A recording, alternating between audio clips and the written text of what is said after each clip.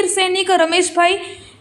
જોગલ 1999ના કારગિલ યુદ્ધમાં વીરગતિ પામ્યા હતા, જેની યાદમાં આહિર સમાજ દ્વારા ઉપલેટા નજીક આવેલા હોટલ યાદવ ખાતે શહીદ વીર રમેશભાઈ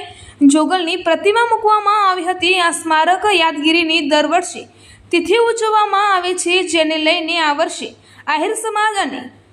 યાદવ હોટલ દ્વારા ત્રીજી વાર્ષિક પુણ્યતિથિ નિમિત્તે એક મહારક્તદાન કેમ્પ રાખવામાં આવ્યો હતો। ત્યારે તમામ આહિર સમાજના લોકો તેમજ આસપાસના તમામ માજી સૈનિક અને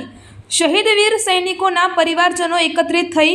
વીરગતિ પામેલ રમેશભાઈ જોગલને સલામી આપી પુણ્યતિથિની ઉજવણી કરવામાં આવી હતી અને તમામ લોકોએ રક્તદાન કરી અન્ય જરૂરિયાતમંદ લોકોને તાત્કાલિક રક્ત મળી રહે તેવા પ્રયત્ન કરી તેમની યાદગીરી તાજી કરી હતી।